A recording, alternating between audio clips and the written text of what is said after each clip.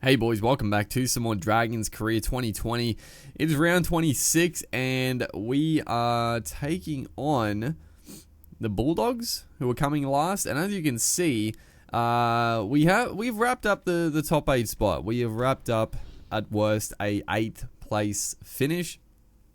Even if we lose this game, I think the difference in differentials is like 70 something. So unless there's absolutely, I mean, if we get pumped and I forget what team was ninth, but if they flog someone and we get smoked, there is a chance that we could miss out. But I think we pretty much got the top 8 wrapped up with that I don't know, was it a come from behind victory last game? It was a shocking game. I feel like I've been saying it's a shocking game for a few weeks now, but it was a pretty abysmal game for about 60 odd minutes, and then we just turned it on in the last 15-20 minutes to win pretty comfortably. So the Dogs here coming 16th, which is, pretty realistic, I would say.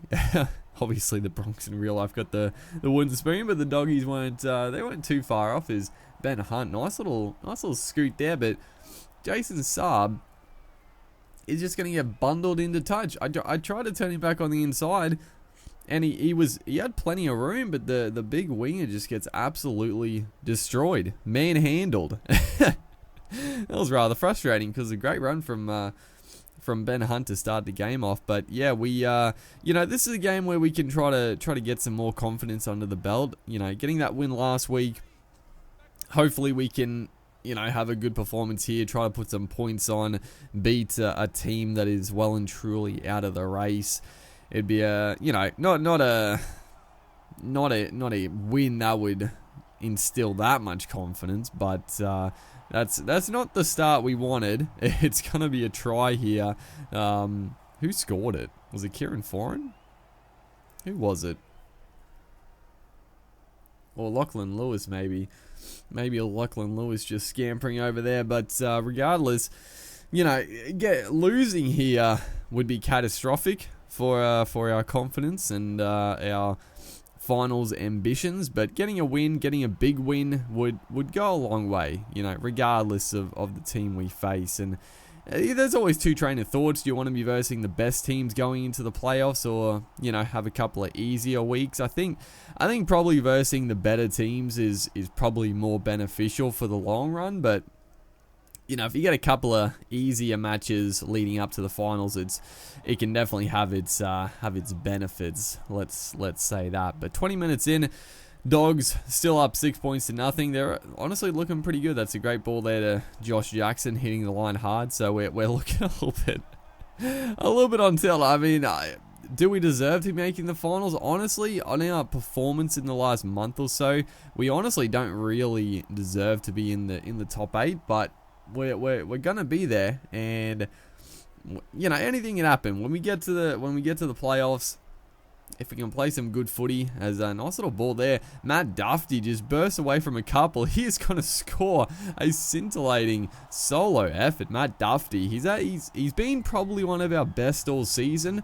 The last few weeks, I mean, I feel like it's been the whole team the last few weeks, but especially Duffy, he has gone missing in the last few weeks. Hasn't quite seen the footy, been a bit out of sorts, but that right there, that run, that could spark something. He burned like 3 or 4 players. It was an incredible charge up the middle of the field. So yeah, good stuff there. Hitting back to 6 points apiece going into the closing stages of this first half. As Zach Lomax now gets another little flop out the back. We're trying to just up the ante here before the break, trying to break the spirits of the Dogs. They had the nice early lead, but we're starting to find a little bit of rhythm as Tristan Saylor gets through, try to put in the second kick across field. Couldn't quite get it away in time, and that should take us into the break with Fatala Mariner taking the last play. So 6 points all. The first 20 minutes definitely dominated by the Doggies, but we came back pretty strongly in that last 10 or so and looked the better team. So if we can just, continue on that, we'll be pretty happy. It's a nice bit of play off the scrum here. Jason Saab gets it out the back. Thankfully, he was going into touch once again. Dude, I feel every time there's room for the winger, I want to give it to him to scoot down the sideline, but you never, I don't know what it's weird. It's the one thing I do wish the game had was like, some wingers just have like a speed boost, right? As we get a cheeky little penalty, but I feel like, you know, you're looking like Adokar is like the perfect example, right? If he gets a bit of room to move down the sideline, have we scored right here? No? Apparently held up. It looked like he got over the line. Who was that? Ewan Aiken? He gets tackled there, so I mean, it sort of gets promoted. It probably would have been a double movement, so I guess we'll take play the ball. Probably a little bit fortunate, I guess, but there's no obviously double movements in this game. But you know, going back to that point, I mean, Adokar, perfect example. If he gets like a couple of meters to move down the sideline, he's going to get away from the winger. He'll be able to burst through and get away. But on this game, every winger is basically the same speed as Dufty. He's looking good. He's looking good this game. That's his second try again up the middle there around the ruck. Very dangerous. The Dogs can be a little bit weak around that middle of the field and just exploiting that area nicely. But yeah, on this game, every winger is like the same speed, every outside back. So if you get a little bit of room, you give it off to the winger.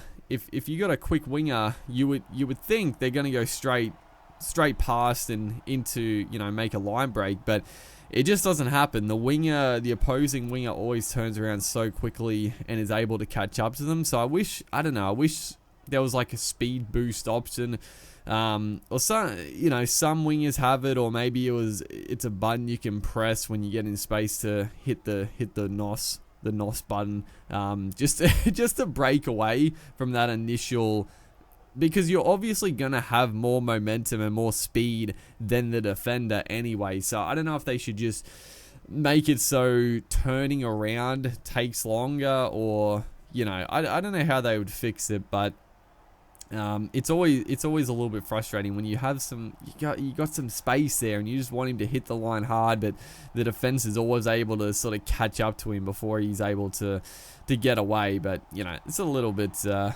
a tidbit there. Is Tyrell Fuima Ono? He's had a big game. He made a nice little line break before while I was talking, and that's a beautiful play. I love those little change of angles that just sort of randomly happen throughout the game.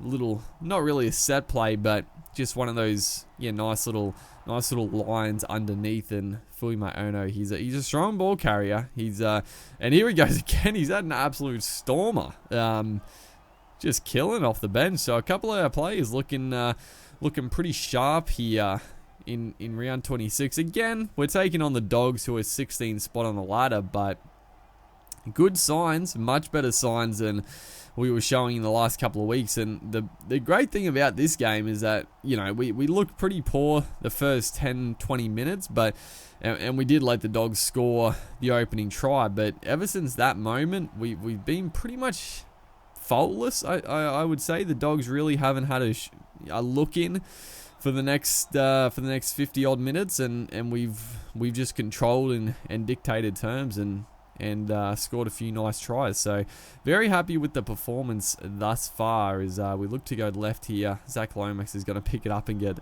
absolutely whacked. So one last play in this game to go. Sailor on the blind side, nice little ball there, but they're going to get in each other's way. So nice finish to the regular season. We'll be going into the finals with a little bit of confidence under the belt. Hopefully you guys are enjoying the career. Make sure to like and comment, and I'll see you in the next one.